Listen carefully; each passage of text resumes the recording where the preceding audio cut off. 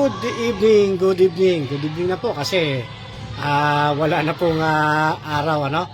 So ito na po yung naging kaganapan dito sa ating bagong cage. At ilagay na po natin dyan yung ating carrier, no? Ayan, i-focus natin, no? Yun yung ating carrier. At tignan natin, ha? Medyo naninibago pa sila, ha? Yan, naninibago pa sila pero ganyan lang naman sa simula, ano? Yan.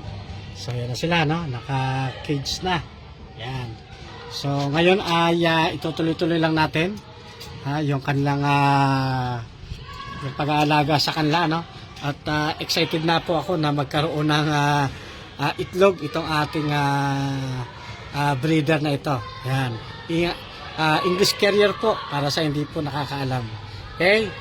Diyan na po muna ang atin pong pag-update dito sa ating unang unang kwarto ng ating cage. Okay? Miss pa.